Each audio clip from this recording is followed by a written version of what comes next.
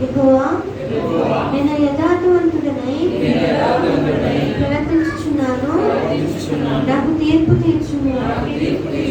ఏమియు సందేహపడకుండా యెహోవాయందు నేను నమ్మిక ఉంచుచున్నాను. యెహోవా నన్ను పరిశీలించుము, నన్ను పరీక్షించుము, నా అంతరంగములను నా హృదయమును పరిశోధించుము. నీ కృప నా కన్నుల ఎదుట ఉంచుకుని ఉన్నాను. నీ సత్యమును అనుసరించి నడుచుకొనుచున్నాను. పనికిమాలిన వారితో నేను సాంగత్యము చేయను, వేషధారులతో పొద్దు చేయను. దుష్టుల సంఘము నాకు అసహ్యము, భక్తిహీనులతో సాంగత్యము చేయను. నిర్దోషులని నా చేతులు కడుక్కొందును. యెహోవా నీ బలిపీఠము చుట్టూ ప్రదక్షిణము చేయుదును. అర్చన కృతజ్ఞతలు స్తుతులు చెల్లించుతూ నీ ఆశ్చర్య కార్యములను వివరింతును. యెహోవా నీ నివాస మందిరమును నీ తేజో మహిమ నిలిచు స్థలమును నేను ప్రేమించుచున్నాను. పాపులతో నా ప్రాణమును చేర్చకము, నరహంతకులతో నా జీవమును చేర్చకము. వారి చేతిలో దుష్ట కార్యములు కలవు, వారి కుడి చేయి లంచములతో నిండి ఉన్నది. నేను యథార్థవంతుడనై నడుచుకొనుచున్నాను. నన్ను విమోచింపుము, నన్ను కరుణింపుము. సమభూమిలో నా పాదము నిలిపి ఉన్నాను. సమాజంలో యెహోవాను స్తుతించను. పరిశుద్ధవాక్యం దేవుని దీవించును. ఆమేన్.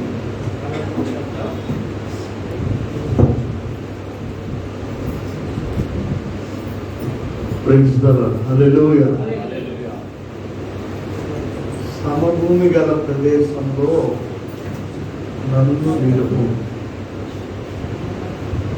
10 నిమిషాల్లో ప్రభువుని స్తుతించి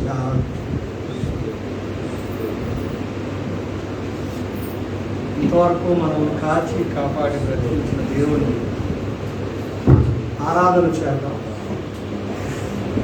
ఆరాధనీయుడైన ప్రభువుని ఆరాధన చేద్దాం. కొన్ని నిమిషాలు ఎవరు మౌనంగా ఉండవద్దు.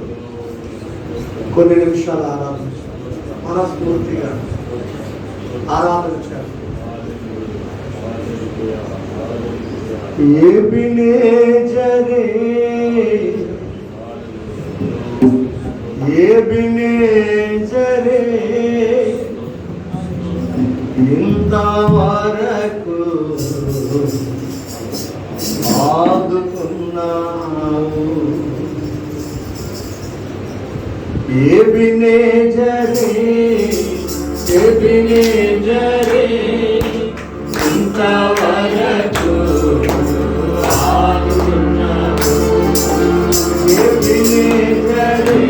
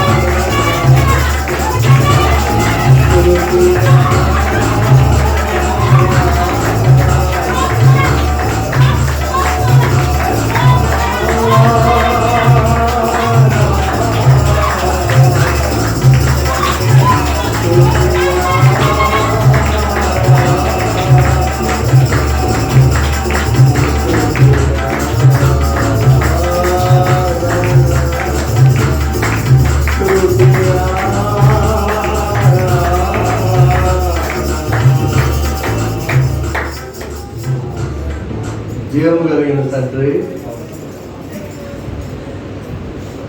మహాపరిశుద్ధుడా, ఈ పరిశుద్ధ నామమునకు కృతజ్ఞతలు చెల్లిస్తున్నాం. 2026 సంవత్సరం 6వ నెలలో 25వ దినం రాత్రి వరకు మమ్మల్ని సజీవ లెక్కలు వచ్చిన ప్రభువా మీకు స్తుతులు చెల్లిస్తున్నాం. ఆరాధించాము, గణపరిచాము, కీర్తించాము, స్తుతించాము, పొగడాము, గణపరిచాము. ప్రభువా మమ్మల్ని మేము తగ్గించుకుంటూ నిన్ను హెచ్చేసుకున్నాము. మీరే సహాయం చేయండి. ఇంతవరకు జరిగిన ప్రతి కార్యము బట్టి వందనాలు. కోడి తన పిల్లలను రెక్కల చాటును భద్రపరిచినట్లు భద్రపరుస్తున్నందుకు వాక్యంలో నుండి మాతో మాట్లాడడానికి ఇష్టపడుతున్నందుకు స్తోత్రం. ప్రేమించి ఏర్పాటు చేసుకుని మీకు నడిపించినందుకు మీరు స్తుతించండి. అదే కాలం మొదలుకునేంత వరకు మీరు చేసిన అనువనున ప్రతి కార్యమును బట్టి మీకు స్తోత్రాలు చెల్లించండి.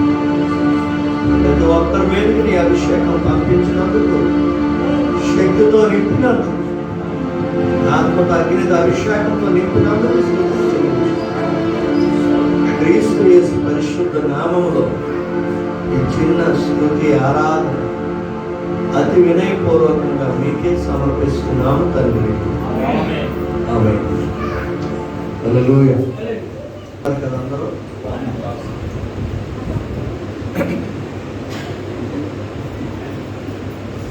26వ కీర్తన.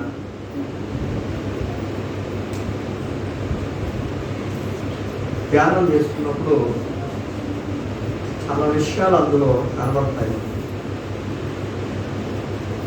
ఒక భక్తుడు దేవుళ్ళు ఎలా ఉన్నాడో, దేవుడి నుండి ఏం కావాలని కోరుకుంటున్నాడు, లోకంలో ఉన్న ప్రజలు ఎలా ఉన్నారు తెలియజేస్తుంది. మరి అన్నీ చెప్పడానికి సమయం చాలదు, కానీ ప్రస్తుత ప్రపంచ ప్రజల పరిస్థితి ఎలా ఉంది,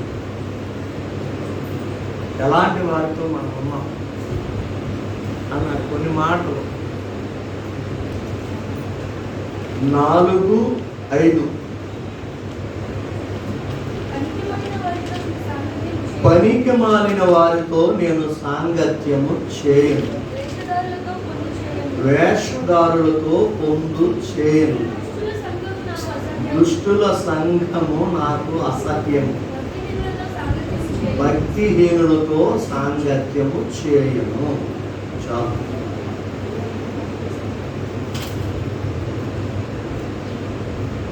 ఇలాంటి వారి మధ్యలో మనం ఉన్నాం.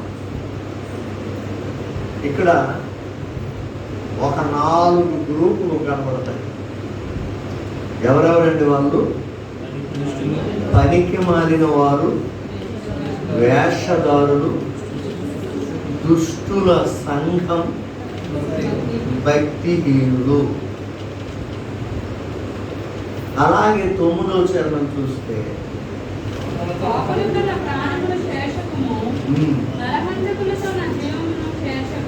ఇక్కడ ఒక 2 గ్రూపులు ఉన్నారు. ఎవరు? పాపులు. అవి 4 + 2 ఎంతమంది? 6. ఇంకా క్రిందలో మరొక మాట చదవండి, 10.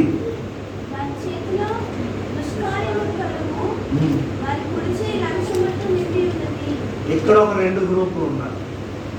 దుష్కార్యములు చేయవారు, లాంఛములు పుచ్చుకునేవారు. 8 టీములు కనపడతాయి. వరల్డ్ మ్యాచ్లో టీములు ఉన్నట్టు 8 టీములు. అలాంటి టీముల మధ్యలో మనం ఉన్నామట. చూడండి ఎంత దూరంగా ఉంది. ఒకవేళ మీరు ఇందులో ఏ టీంలోనైనా జాయిన్ అయ్యారేమో చూడండి. మొదటి టీం ఎవరంటే పనికి మాలిన వారు. వీళ్ళు ఎక్కువ మంది కనబడతారండి ప్రపంచంలో. సర్వే చేయండి, ఇంటింటికి వెళ్ళి సర్వే చేస్తే వాలంటీర్లు మనం పంపిస్తే ఈటీవే ఫస్ట్ పనికి మారినవారు.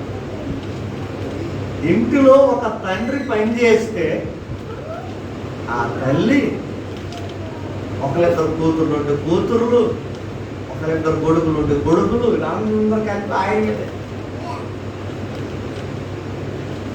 వీళ్ళ వేషధారణ, వీళ్ళ లగ్జరీస్ వీటి మీద. మరి మిగతా వారందరూ ఏం చేస్తారంటే వాళ్ళు ఏమి పని చేయని వారు, పనికి మాలిన వారు. ఒకవేళ చేసిన పనికి మాలిన పనులే చేస్తారు. అయితే ఈ భక్తుడు ఏమంటున్నాడు? పనికి మాలిన వారితో నేను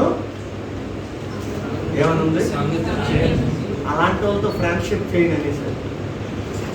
ఇక్కడ కూడి ఉన్న మనలో ఎవరైనా ఇలాంటి ఫ్రెండ్షిప్ కలిగి ఉన్నారేమో చూడండి. పనికి మాలిన ఫ్రెండ్షిప్. పనికొచ్చిన దేవుని మాటలు చెప్తున్న వారితో గంటలు గంటలు ఫోన్లో మాట్లాడినా తప్పులేదు. కానీ పనికి మాలిన దేవుని గురించి కాకుండా ఇతరుల గురించి ఎక్కువగా మాట్లాడితే ఎంతసేపు అయినా వింటారు. కింద నుండి డాబా దిగిపోతారు, ఇంట్లో నుండి లీదులోకి పారిపోతారు. ఎందుకు? అన్ని పనికి మాలిన మాటలే ఎక్కువ మంది.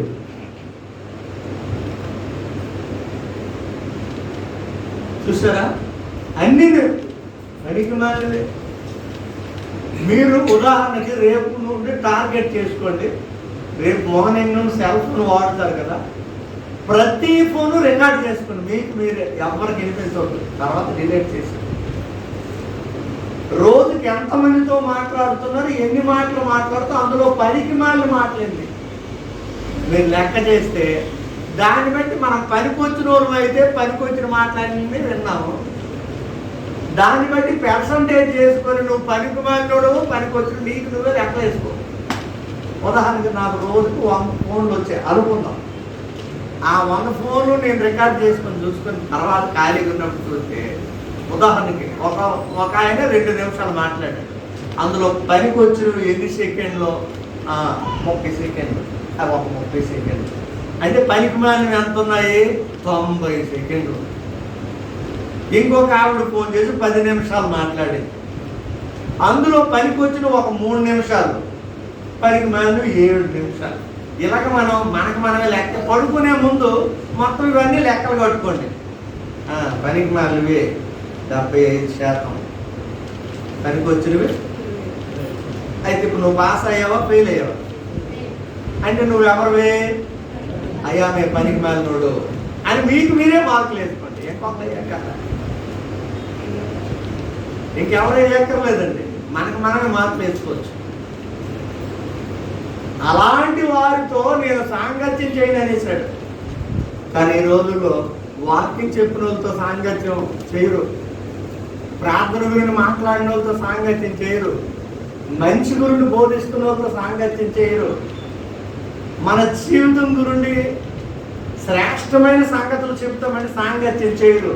పరికలు అల్లాలంగా ఇల్లు మాటలు, వాళ్ళ మాటలు, అల్ల అక్కడోళ్ళ మాటలు, ఇల్లు ఎక్కడోళ్ళ మాటలు, ఈ మాటలు గంటలు గంటలు గంటలు ఫోన్లు పట్టుకుని తిరిగారు. ఇక్కడ భక్తుడు అలాంటి కాదు. కనుక జాగ్రత్త. నువ్వు పనికి మాలిన వారితో ఉంటున్నావో పనికొచ్చిన వాళ్ళతో ఉంటున్నావో చూసుకో. పనికొచ్చిన వాళ్ళతో మాట్లాడుతుంటే అన్ని పనికొచ్చిన మాటలే మాట్లాడతారు. పనికి మాలిన మాటలు 5000 మాటలు ఆడటం కంటే పనికొచ్చే మాటలు 5 మాటలు చాలని పరిశుద్ధ గ్రంథంలో అపోస్తుడైన పౌలు చెప్పాడండి. పనికొచ్చే మాటలు ఎన్ని చాలు? 5 చాలు.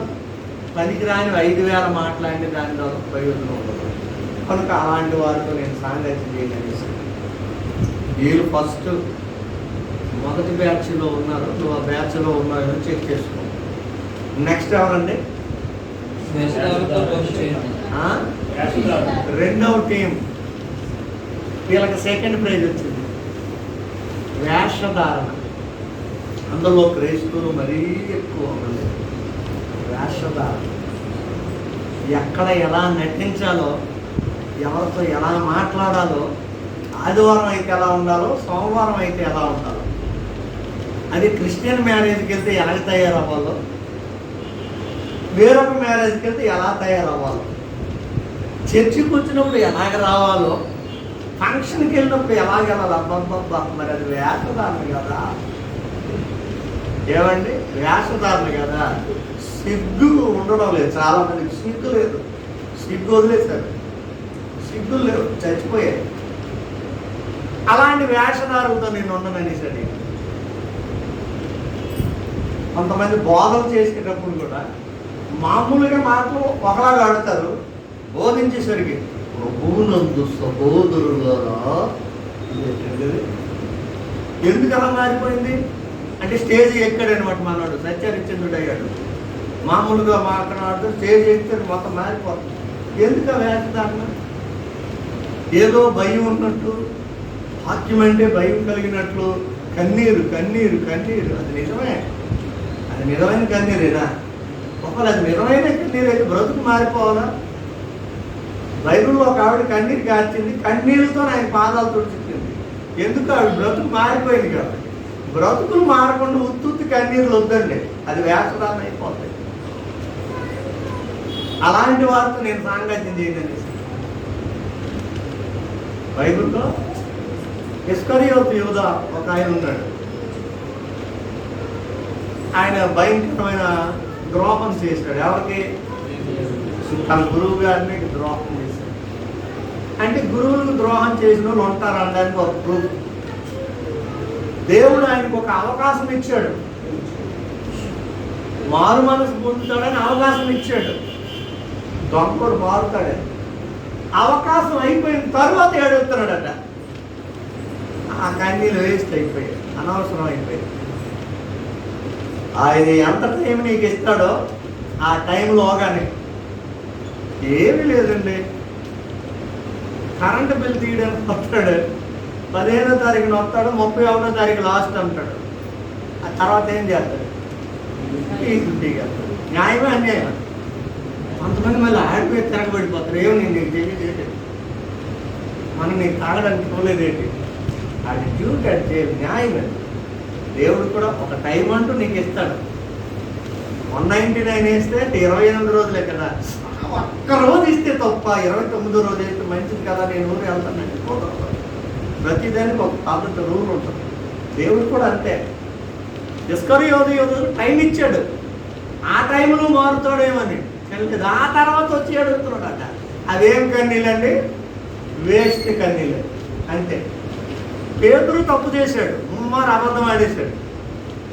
ప్రభు చెప్పినట్టు కోడి కూసింది, గుర్తొచ్చింది, పశ్చాత్తాపడి ఏడుస్తున్నాడు. ఈ కన్నీటిని దేవుడు తుడిచాడు. నా గొర్రెలను మేపు, నా గొర్రెలను కాయ, నా గొర్రె పిల్లలను మేపుదా, మొత్తం బాధ్యత నీకే ఇచ్చేస్తాను. హల్లెలూయా. నువ్వు చాలాసార్లు కన్నీరు జారుతున్నావు, అది వేషధారణ కన్నీరా, నిజమైన కన్నీరా? అంటే యోధా లాంటి కన్నీరా, పేతురు లాంటి కన్నీరు నీకు నువ్వు చెక్ చేసుకో. మనుషులైతే నీ కన్నీరు చూసి ఇది నిజమైన కన్నీరేమో అనుకుంటారు, కానీ అది వేషధారణ. జాగ్రత్త. అలాంటి వేషధారులతో పొందు చేయను. అలాంటి వాళ్ళతో నేను కలను. 3వ బ్యాచ్ ఎవరు? ఎవరంటే దుష్టుల సంఘము. ప్రపంచంలో థర్డ్ ప్లేస్ ఉంది. ఈ సంఘమే డెవలప్ అయిపోతుంది బాగా. ఏ సంఘం అండి ఇది? లుక్సామరికన్ సంఘం కాదు, దుష్టుల సంఘం. అది కూడా ఒక సంఘం ఉంది. రక్షణ కార్మికుల సంఘం, ఇందులో పొదుపు సంఘం, మదర్ తెరీసా సంఘం, రకరకాల సంఘాలు ఉన్నట్టు దుష్టుల సంఘం. అది నాకు అసహ్యం అనేసాడండి. అది కూడా సంఘమే. అక్కడ కూడా యూనిటీ ఉంటుంది, అక్కడ కూడా ఐక్యత ఉంటుంది, కానీ అది దుష్టుల సంఘం. విజయవాడ నేను బైబిల్ ట్రైనింగ్కి వెళ్ళినప్పుడు ఒక సంఘం ఉంటుంది, సాతాను సంఘం అంటే. సాతాను సంఘం. ఈ సండే ఇక్కడ పెడతారు, నెక్స్ట్ సండే వేసరికి అది అక్కడ ఉండదు, ఇంకెక్కడో ఉంటుంది. ఆ నెక్స్ట్ సండే వేసరికి మరి ఎక్కడో ఉంటుంది. మనం ఏదైతే బైబిల్ బోధిస్తాం పూర్తిగా వ్యతిరేకంగా బోధిస్తాం. వస్త్రాలు వేసుకున్నవాడు పరలోకం వెళ్ళడం, వాడి పాపి అంటారు. దిగంబరులు మాత్రం వెళ్తారంట. ఎందుకు? వాళ్ళు ఏ పాపం ఎరుగుని పరిశుద్ధులు అంటారు. ఆ రూట్లో ఆ బోధ ఎంత కరెక్ట్గా ఉంటుంది. చూసారా? అరే మొన్న ఇక్కడ ఉండదంటే ఈ సండే ఎక్కడ ఉన్నదండి, ఎక్కడ ఉన్నదంటే వాళ్ళకే తెలుస్తుంది. నెక్స్ట్ లేదు మళ్ళీ ఇంకొక దగ్గర ఉంది, సాతాను సంఘం అంటే. ఇలాంటి భూమి మీద ఉన్నాయి చూడండి జాగ్రత్త. కనుక దుష్టుల సంఘమే, కానీ ఆ సంఘం నిండా ఉండేది ఎవరట? దుష్టులు. పరిశుద్ధాత్ముడు ఉండదు అక్కడ, యేసుక్రీస్తు ప్రయారిటీ ఉండదు అక్కడ, సృష్టికర్త అయిన దేవునికి ప్రథమ స్థానం ఉండదు అక్కడ. దుష్టులే సంఘం నిండా దుష్టులే. ఇప్పుడు సంఘాలు మనం చూస్తాం, ఒక్కొక్కరిని అల్లా బ్రదరా యాకోబు బ్రదరా తాక్కుంటూ ఉండలేదండి. ఆ పక్కన అబ్రాహం ఉన్నాడా, ఎప్పుడు పేకట్టాడు.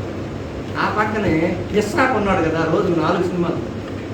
ఆ ముందుని జాకోబు ఉన్నాడు కదా, రోజు గొడవలే. ఆ పక్కనే యోసేపు ఉన్నాడు కదా, ఘోరమైన జీవించడండి. ఆయన ముందు ఇంకొక దానియేలు ఉన్నాడు కదా, అమ్మో నాడేంటి. మందిరం నిండా సంఘం నిండా ఇలాంటి వాళ్ళే ఉంటారు. మరి అప్పుడు అదే సంఘం పరిశుద్ధాత్మ సంఘమా, యేసుక్రీస్తు ప్రభు వారి సంఘమా? నేను ఊరి పేరు చెప్పను కానీ ఒక ఊరికి లేదు, వాక్యం అయిపోయింది. అందరూ పాస్ గారు ఇంట్లో పడుకోండి అంటే లేదు లేదు నేను చర్చిలో పడుకుంటాను. వద్దండి అంటున్నారు. ఏమంటే అది నేను చర్చిలో పడుకుంటాను. వద్దండి, ఇద్దరు పొలం తోడిస్తాను, వద్దండి. మీరు పడుకుంది కానీ మేము పడుకోం. ఎందుకంటే ఆ చర్చిలో పడుకుని దెయ్యాలు వచ్చి మేము పడిపోతాం.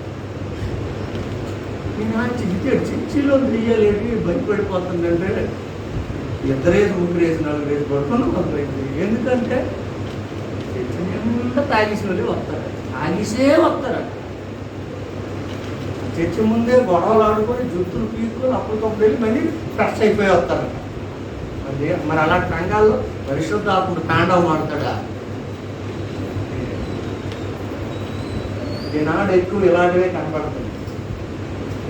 ఆయన ఏ ఆత్మ అండి? పరిశుద్ధ. ఆయన పేరే పరిశుద్ధ ఆత్మ. పరిశుద్ధ ఆత్ముడు నీలోనికి రావాలంటే నువ్వు ఎంత పరిశుద్ధంగా ఉండాలి.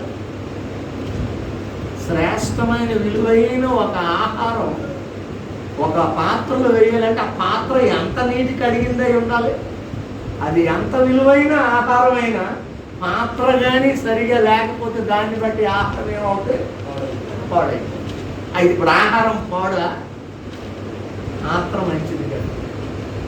నీవు పరిశుద్ధంగా బ్రతకగలిగితే పరిశుద్ధ ఆత్ముడు నిన్ను ఆవరిస్తాడు.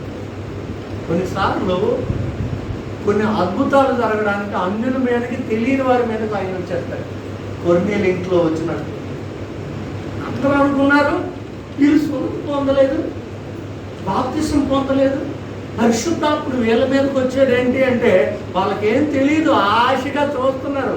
పేతురు వచ్చి ఏం బోధిస్తాడు, ఏం జరుగుతుందో ఆశ కలిగిన ప్రాణాలు తూర్పరిచి అందరి మీదకి వచ్చేసాడు.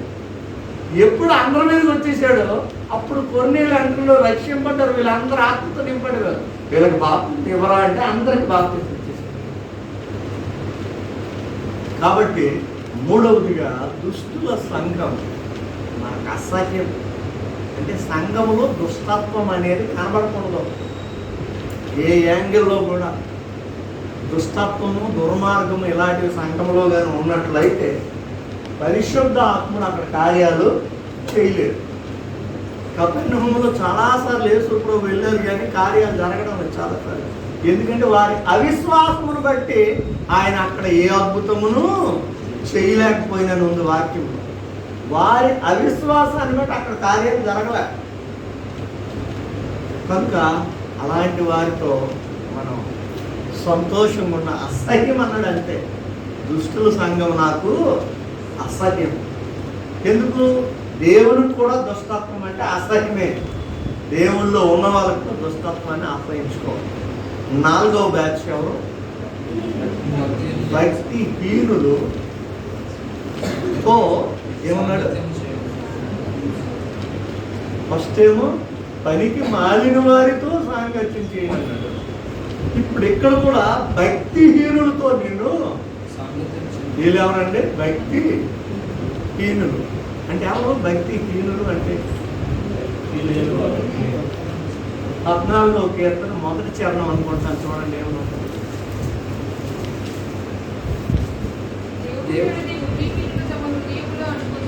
అదండి దేవుడు లేడు అనుకునేవాడు బుద్ధిహీనులు లేదు భక్తి. చాలు చాలు చూడండి, భక్తిహీనులు ఏమంటారంటే వీళ్ళు దేవుడు లేడు. హృదయంలోనేమో దేవుడు లేడు అనుకుంటారు, బయటికేమా దేవుడు ఉన్నాడు అంటే బయట అంటే లోపల ఒకలాగా ఉంటారు, బయటను ఒకలాగా ఉంటారు. భక్తి ఉన్నట్టు ఉంటుంది, దినదినానికి హీనులు అంటే నశించిపోతుంటారు. పౌర్ణమి రోజు మీరు ఎప్పుడైనా చంద్రుడిని చూసారా? పౌర్ణమి రోజు చూసారా? ఎలా ఉంటాడు పౌర్ణమి రోజు? గుండ్రంగా కంజరిలాగా తెల్లగా కనబడతాడు. ఒక వారం రోజుల తర్వాత చూడండి, సిరిగిపోయిన శాఖం కంజరిలాగా కనబడతాడు. 10 రోజుల తర్వాత చూడండి, 3 వాటాలు 1 వాటా కనబడతాడు. అమావాస్య రోజు చూడండి ఎలా కనబడతాడు, అసలు కానే పడ్డాడు. ఈ రోజుల్లో చాలా మంది బాప్తిజం తీసుకున్న మొదటి సంవత్సరం చూడండి రోజు చర్చిలో కనబడతాడు. 2వ సంవత్సరం చూడండి వారానికి 4 సార్లు కనబడతాడు. 3వ సంవత్సరం చూడండి వారానికి 2 సార్లు ఉపవాస ప్రార్థన ఆరాధన. 4వ సంవత్సరం చూడండి ఆదివారమే కనబడతాడు. 5వ సంవత్సరం చూడండి అసలు కనబడతాడు. ఇది భక్తిహీనులు అంటే పరిస్థితి ఎలా ఉంటుంది. ఒక్కసారి మిమ్మల్ని మీరు చెక్ చేసుకోండి, స్టెటస్కోప్ పెట్టుకోండి. నేను పౌర్ణమి చంద్రుడిలాగా ఉన్నాను, అమావాస్యలాగా ఉన్నాను, లేదా రెండింటి మధ్యలో నెలవంకలాగా ఉన్నాను? ఒక్కసారి గమనించండి. అందుకే ఇక్కడ భక్తులు అంటున్నాడు భక్తిహీనులతో నేను సాంగత్యము. అందుకే ఎప్పుడు భక్తిహీనులతో ఫ్రెండ్షిప్ సాంగత్యం చేయకండి. కొడుతూ మనకి ఆ లేకపోయినా బతకొచ్చు, దేవుడు ఉంటే బతకొచ్చు. కొంతమంది వాళ్ళకి భక్తి లేకపోయినా అమ్మో ఆ లేకపోతే నేను బతకలేదు, వాళ్ళకి భక్తి అయితే లేదు కానీ నేను ఎప్పుడు ఫోన్ చేసినా నాకు డబ్బులు ఇస్తారు. భక్తి అయితే లేదు కానీ జస్ట్ మా ఇంటికి వచ్చేసి వాళ్ళు స్వీట్ పట్టుకుని వచ్చేస్తారు. నాకు ఒక భక్తి అయితే లేదు కానీ వాళ్ళ పిల్లలు చాలా అందంగా ఉంటుంది, నా కొడుకు చేసేస్తారు. లేదా వాళ్ళ కొడుకు చాలా బాగుంటాడు, నా కూతురు ఇచ్చేస్తాను. వేస్ట్ అది. భక్తిహీనులతో నేను సాంగత్యమే చేయను. సమరయ స్త్రీ తెలుసుకుందండి విషయం. అయ్యా మీరు యూదులు, మేమేమో సమరయులు. యూదులు సమరయులతో సాంగత్యం చేస్తారా నేను అడిగింది. అంటే యూదులు అంటే 100% భక్తి కలిగిన వారు మీరు, మేమేమో భక్తి కలిగిన వారి భక్తులను కోల్పోయాం మేము.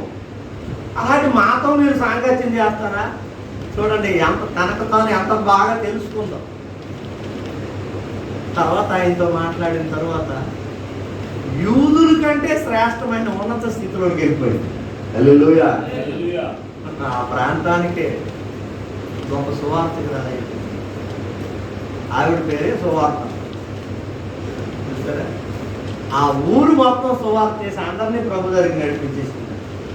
ఇక్కడ కూర్చున్న స్త్రీలందరూ సువార్తలు అయిపోవాలి, పురుషులందరూ సువార్త అయ్యలు అయిపోవాలి. అర్థమైందా? మనకి ఇక్కడ ఈ చర్చికి వెళ్ళిన ఒక ముసలమ్మ గారు చూడండి రోజు బ్యాగ్ పట్టుకుని పరిస్థితులు సువార్త మాట్లాడే. ఏ రోజు చూడండి ఏదో ఒక వీధిలో కనబడుతూనే ఉంటుంది. మరి ఆవిడ ఏం చెప్తుందో నాకు తెలియదు కానీ మొత్తానికి పత్రిక ఇచ్చేస్తుంది, ఎవరికో ప్రార్థన చేసేసి వెళ్ళిపోతుంది. ఎందుకంటే దేవుడు అలాగే ఏర్పాటు చేసుకున్నాడు అంతే. అనుకోవచ్చు ముసలిదానికి పని లేదు, ఏంటంటే పని ఎందుకు లేదు, ఆవిడకి చేతి నిండా పని ఉంది కాబట్టి రోజు సువార్తకి వెళ్ళిపోతుంది. ఆవిడని ఎవరో ఆటంకపరచలేదు. కనుక భక్తిహీనులతో నేను సాంగత్యం చేయను. ఒకవేళ ఈరోజు వరకు ఎక్కడికి వచ్చినంత వరకు నువ్వు భక్తిహీనులతో సాంగత్యం చేస్తున్నావేమో వదిలే. మరి అది ఎలా మారుతారండి? వాళ్ళు నీతో సాంగత్యం చేయని. నేను ఫస్ట్ నుండి అదే చెప్తున్నాను.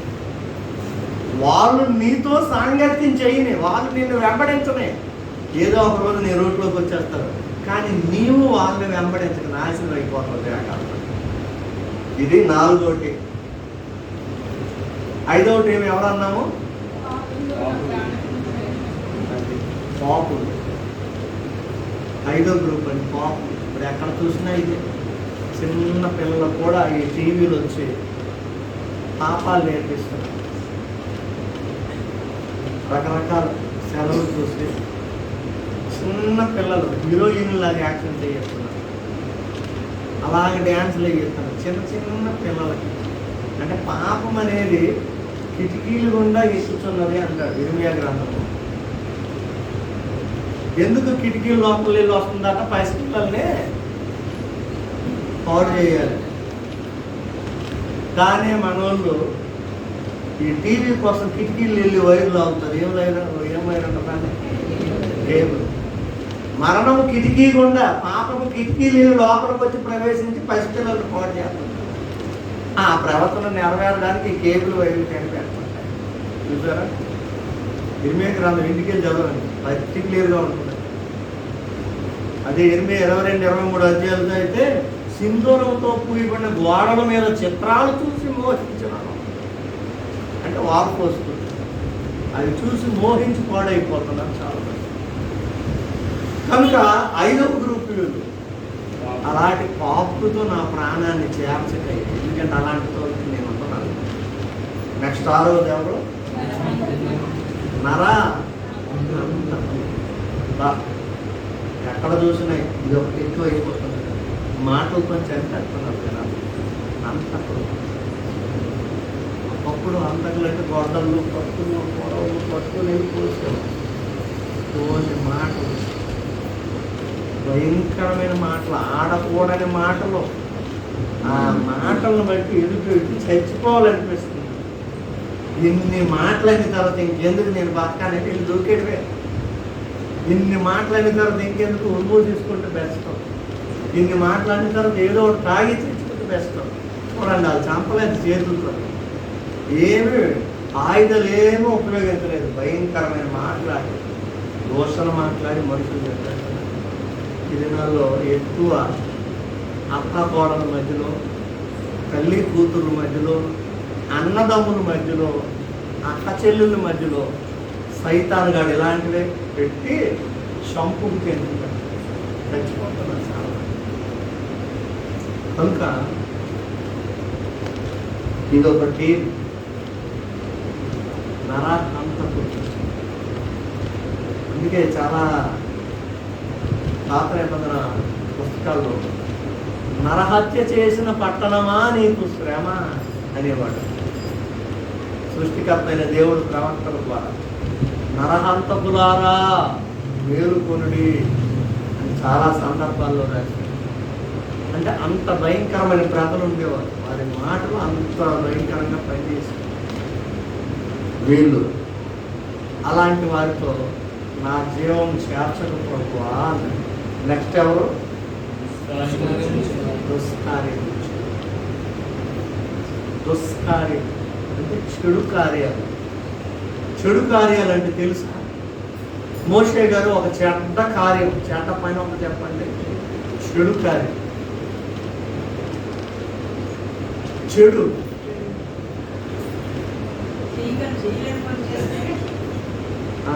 వరలక్ష్మి గారు మీరు చెప్పండి, చెడు కార్యం. దుష్కార్యం అంటే చెడ్డ పని. మీకు ఎవరికి చెడ్డ పనులు తెలీదా?